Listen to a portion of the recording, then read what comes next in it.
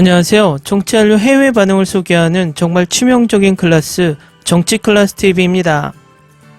오늘은 한국은 K-팝 K-드라마를 세계에 선보였습니다. 그 다음 한류는이란 제목의 미국 CNN 기사를 살펴보겠습니다. 미국 CNN에서 한류 K-팝 K-드라마 다음으로 유행할 것이라고 예측한 장문의 기사가 올라왔는데 재미있습니다. 그것도 참 의외의 것을 다음 한류의 유행으로 예측하고 있어서 재미있지만 한편으로는 당연하다라고 생각이 듭니다. 지금부터 미국 CNN 기사를 살펴보겠습니다. 한국어를 배우기에 이보다 더 좋을 때는 없습니다. 세계에서 가장 빠르게 성장하는 언어 중 하나이며 많은 사람들이 한류라고 부르는 세계적인 현상을 반영하여 여러 시장에서 중국어와 같은 전통적으로 인기 있는 경쟁 언어를 능가합니다. 연례 언어 보고서에 따르면 2022년에 한국어는 학습 앱 듀오링고에서 7번째로 가장 많이 학습된 언어였습니다. 그리고 필리핀에서 가장 많이 공부되는 외국어이고 남아시아와 동남아시아 일부 지역에서 특별히 성공을 거두고 있으며 태국, 인도네시아, 파키스탄에서도 상위권을 차지합니다. 몇 년 동안 미래의 비즈니스 언어로 여겨져 온 중국어는 여전히 세계에서 두 번째로 많이 사용되는 언어이지만 부분적으로는 중국 인구의 규모 덕분에 듀오링고에서 지난 몇 년간 8위에 머물렀습니다. 중국어는 2010년부터 한국어보다 뒤떨어져 있습니다. 언어 보고서에 따르면 한국어는 듀오링고에서 두 번째로 가장 많이 학습된 아시아 언어로 일본어와 아주 근소한 차이였습니다.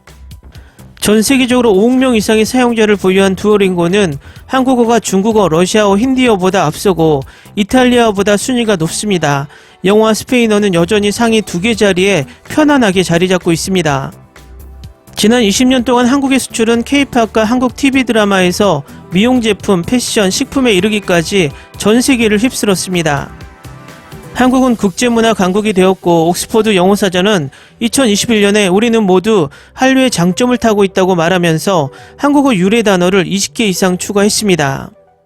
이러한 현상은 1990년대부터 음악과 미디어를 통해 한국의 문화적 영향력을 확산시키기 위해 노력해온 한국 정부의 도움을 받았습니다. 이제 한국어는 글로벌 진출을 위한 다음 수출품이 될 수 있습니다.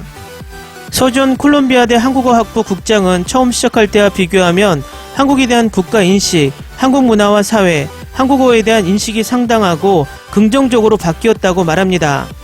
이제는 더 현대적이고 진보되고 시장성이 있고 더 멋지고 더 세련되게 인식됩니다.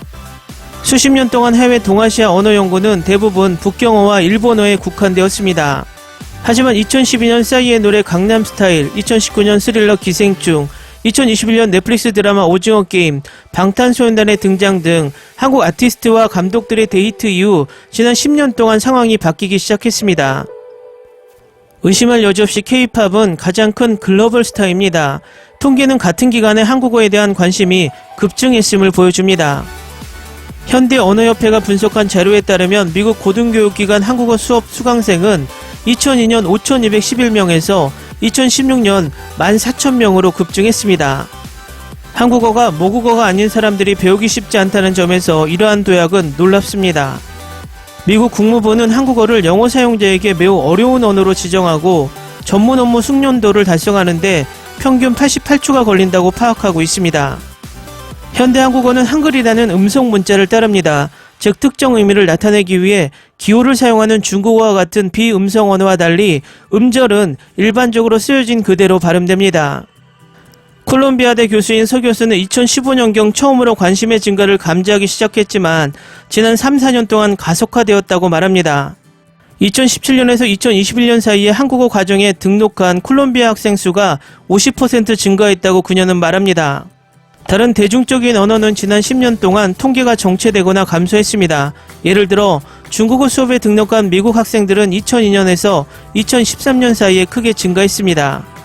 그러나 현대언어협회에 따르면 중국어 등록은 그 후 2016년까지 계속 감소했습니다.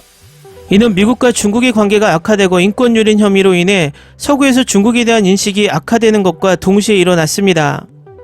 미국 고등교육에서 외국어 학습에 대한 학생들의 관심은 중국, 러시아 또는 포르투갈과 같은 경제 및 재정학 측면에서 국가에 대한 인식이나 평판에 더 의존하는 경향이 있습니다라고 서 교수는 말합니다.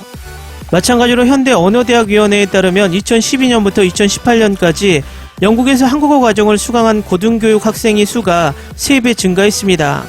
반면 중국어는 5% 증가에 그쳤고 프랑스어와 같은 여러 유럽 언어는 감소했습니다. 독일어도 마찬가지입니다. 한국어의 새로운 인기는 우연이 아니었습니다. 한국은 한류의 성공적인 수출에 힘입어 한국어를 홍보할 기회를 잡았고 홍보에 뛰어들었습니다. 존 을씨는 2014년 이 현상에 관한 저서에서 사회적 수준에서 한국이 진정 서구 선진국의 일부라는 것을 아시아 국가들이 인식한 것은 한류라고 말합니다. 이러한 인식의 변화는 결국 외교, 투자, 교육 및 무역 분야에서의 국익을 추구하는 정부의 능력을 강화했다고 그는 썼습니다. 지난 10년 동안 교육부는 중고등학교에서 언어를 가르치기 위해 2017년 수십 명을 포함해 해외 한국어 교사를 태국을 포함 파견했습니다. 최근 몇 년 동안 라오스, 미얀마, 태국을 포함한 많은 국가들이 한국 교육부와 체결한 협정에 따라 공식적으로 학교 커리큘럼에서 한국어를 외국어로 채택했습니다. 한편 정부가 설립한 한국어 브랜드인 세종학당 웹사이트에 따르면 전 세계적으로 244개의 학습센터를 설립했습니다. 교육부는 2017년 보도자료에서 한류 열풍으로 널리 보급된 한국어에 대한 해외 관심을 이어가기 위한 것이라고 밝혔습니다. 이어 장기적으로 현재 학교 교과 과정에 한국어 강좌를 개설하는 것은 한국어 전문가 양성을 위한 한 걸음이 되어 한국과 다른 나라의 우호 관계를 강화할 것이라고 덧붙였습니다. 한류는 비문화권 학생들에게 중요한 요소입니다. 한편 한국계 학생들은 보다 통합적인 이유로 한국어 수업을 듣는 경향이 있다고 이 교수는 말합니다. 뉴욕대 동아시아학과 이지영 교수는 인스타그램, 틱톡과 같은 소셜미디어 플랫폼의 부상을 지적합니다. 이들은 국제문화 교류를 촉진하고 한국어 학습자 수 증가에 대부분 영향을 미쳤다고 그녀는 말합니다. 그러나 이전에 인도네시아와 한국에서 한국어를 가르쳤던 이 교수는 세계 여러 지역의 학생들 사이에서도 차이점을 발견했습니다. 미국 학생들은 문화를 즐기는 데 관심이 있고 좋아하는 가수나 배우와 이야기하고 싶어 한국어를 배우는 경향이 있다고 그녀는 말합니다. 반면 동남아 학생들은 한국에 취업하거나 모국의 한국 기업에 취업하기 위해 한국어를 공부하는 경우가 많다며 동남아뿐만 아니라 다양한 국가에서 자리를 잡고 있는 한국 브랜드의 수가 많다고 말합니다. 기사 잘 보셨나요? 미국의 CNN에서 다음 한류는 한국어다라는 말은 참 기분 좋은 소식입니다. 더 기분 좋은 소식은 각각 14억 인구를 보유하고 있는 중국과 인도를 앞섰다는 소식입니다. 앞으로 한국어가 더 보편화되어서 세계 공용어로 우뚝 서는 날이 왔으면 하는 바람입니다. Ni se te ocurra. Olvida el ganso y los tomates. No hables de las ballenas. No es un acuario. No actúes como tonta. Que eras una genio. ¿Sí? No vayas a presumir, a la gente no le gusta eso. Y no digas cosas sin sentido. Y bueno, ¿terminamos? Hasta pronto. Abogada, tengo mucha curiosidad por conocerla.